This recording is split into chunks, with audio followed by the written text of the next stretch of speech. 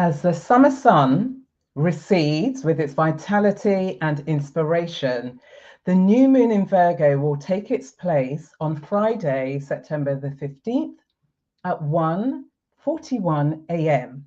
So we have this new moon energy, and what it's ushering in is a sense of change of direction, change of winds, changes in terms of what is it that you need to or should really think about letting go in your life and become more discerning about the things you do and do not want in your life.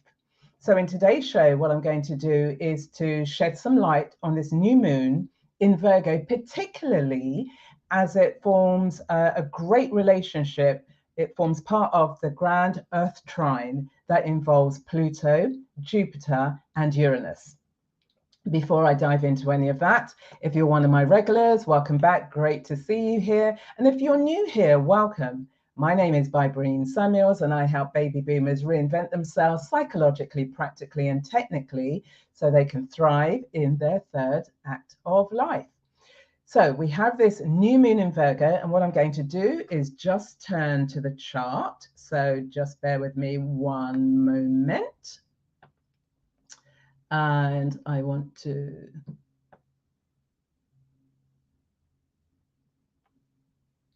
oops, hold on, I'm on the wrong one. Okay, just bear with me a moment. Why isn't this coming up? Hold on, let me put my goggles on to make sure that I've got the right one here. Let me show the slides. Well, for some reason it's not coming up. No, it's not coming up. Hold on. Okay, so let's forget the slides for the moment. Okay, it's not coming up for some reason. No problem. I can talk from it from the top of my head. So we have this new moon in Virgo. And essentially, there's a grand Earth trine that's going on. And so when you have a trine that forms part of a new moon energy or any energy, essentially the energy behind a trine is that there's ease in terms of the changes that need to be made. So with this new moon, we have the new moon, which is the sun and the moon. They're forming a conjunction in Virgo, and alongside them is Mercury, which actually rules Virgo.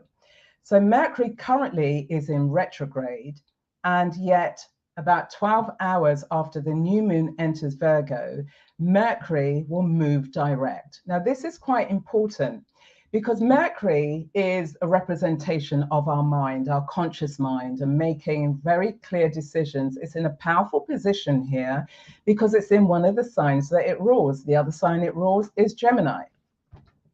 And so what Mercury, given that it's been in retrograde, has invited us to think about the plans that we want to implement and execute once it moves direct. Now it happens to coincide near enough with this new moon in Virgo.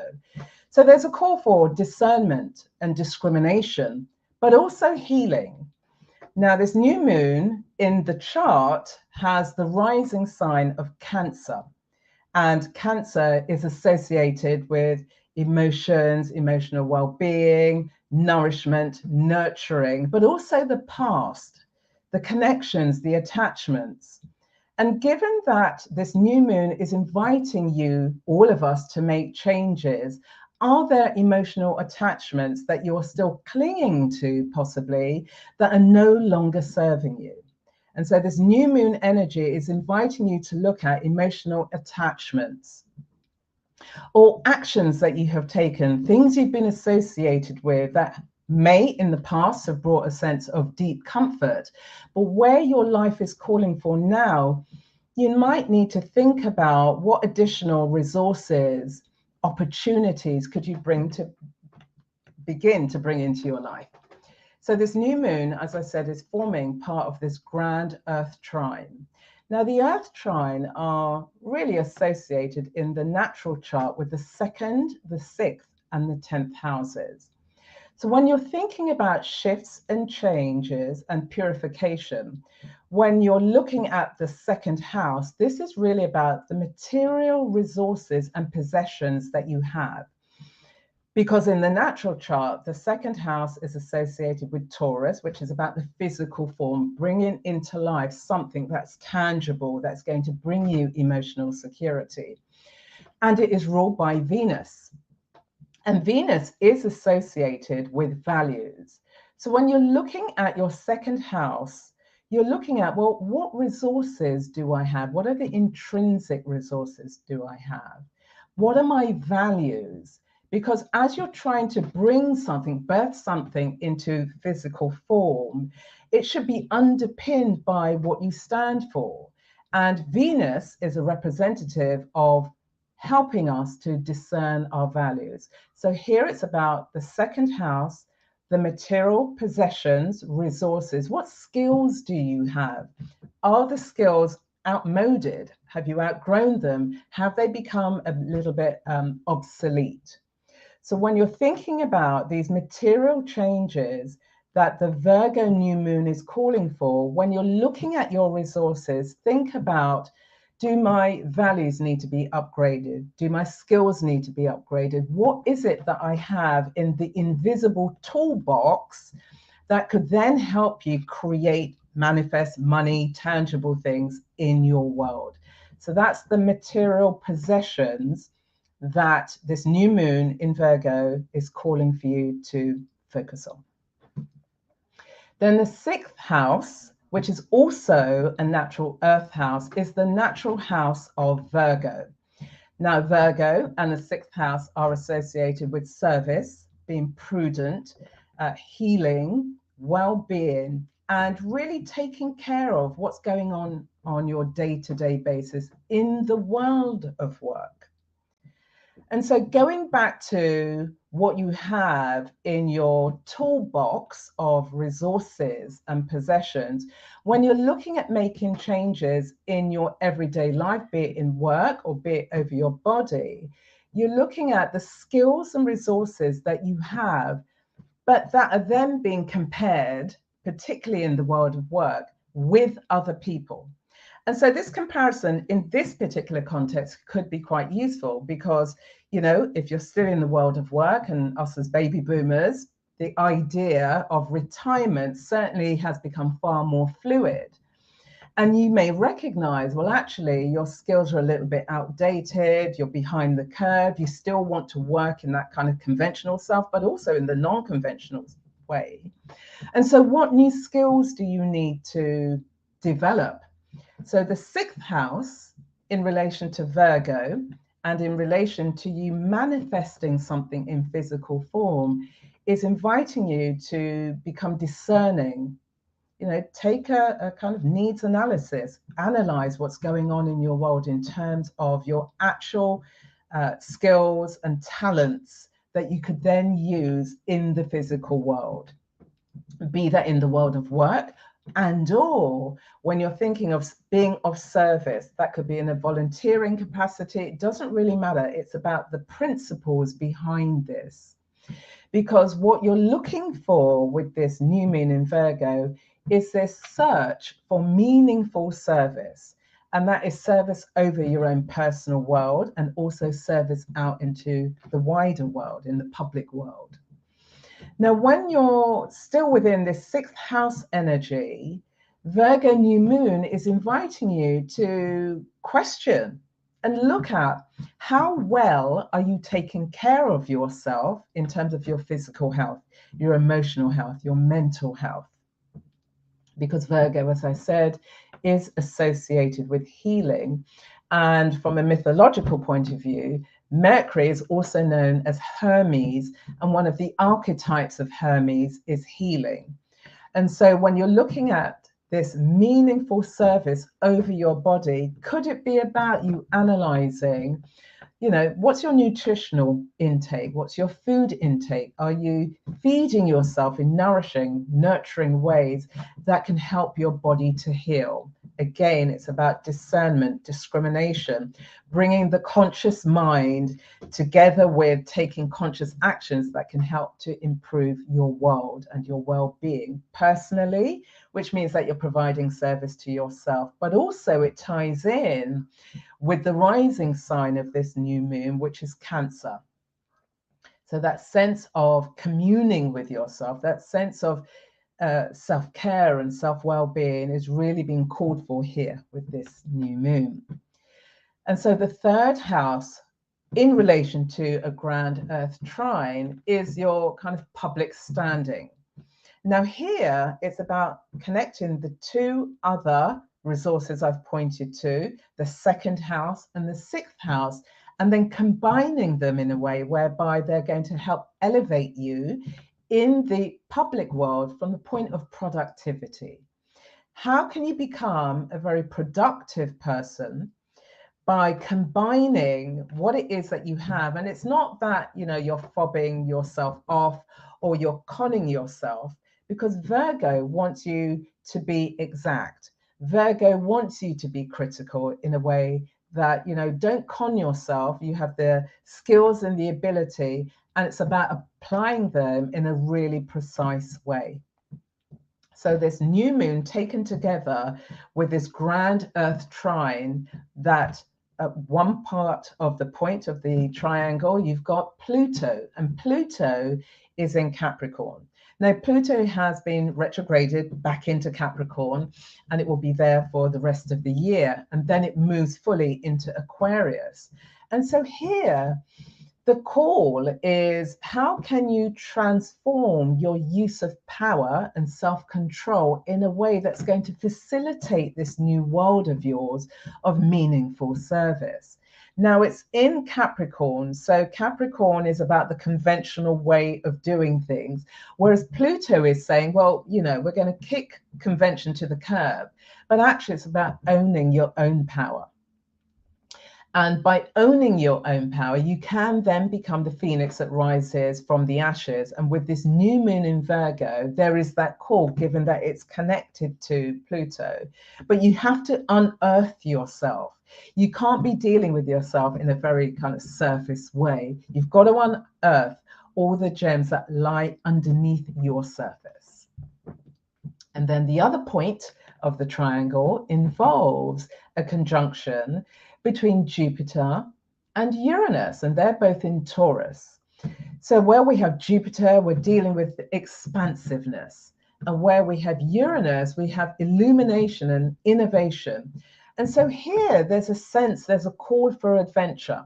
So if you feel that you've been stuck in a rut, you've been doing, you know, on that treadmill day in and day out, and you feel as if your life has sort of plateaued, with this Jupiter conjunct Uranus, it's calling for you to break free. Now, Jupiter is about wisdom, and Jupiter has surveyed the world and gathered the world's wisdom. Whereas as you, particularly as baby boomers, you know, we've lived at least 5-6 decades and beyond. What wisdom have we acquired that can help us, help you to break free of those attachments that are no longer serving you?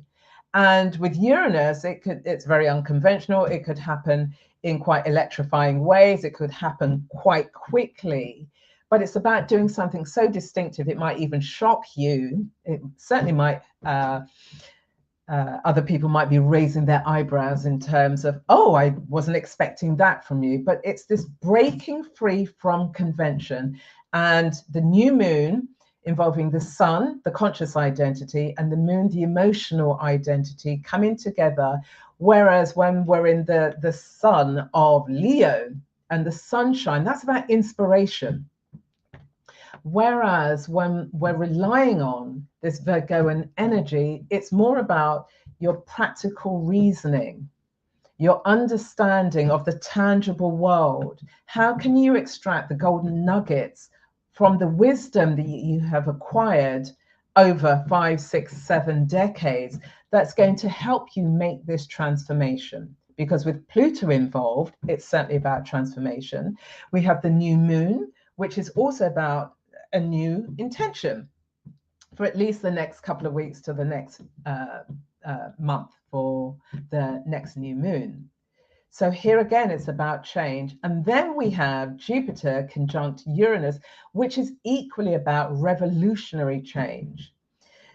There isn't very much fire in this new moon. So we have Venus, which rules the second house, which is about the values. It's in fire. It has just turned direct in Leo. So it's about the courage and the confidence to make those changes based on the values that you actually believe in, that you stand for, you stand by, and then integrating all of that to make these changes. Now, there is something that you need to be aware of, and that's because this new moon is opposing Neptune in Pisces. And Neptune in Pisces is conjuncting the MC, this high point in the chart. It's like the public face of your chart, of your world.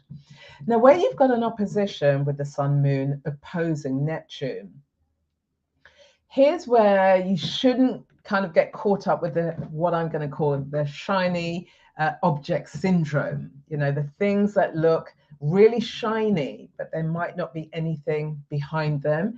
Don't get trapped or caught up with illusions. Really focus your ideas on what is it that I know about myself and what is it that I can do to cultivate myself, but also from the past, and I'm talking about the recent past. You've been planting seeds, you know, every new moon this year. So we're about to approach the 9th new moon. So what have you been planting over the last 8 new moons? These new ideas, these new intentions, what have you planted? Now with this new moon in Virgo, it's time to harvest and to then turn into something very productive. So they're the things to look out for with this new moon energy. Pull on Venus if you're lacking a little bit of courage, and it's in fire. So it wants you to have that sense of vitality and inspiration and standing for the things that you believe in. And then looking at your personal resources that do include your values, your skills, your talents, your ideas, your intellectual property. That's all around the second house.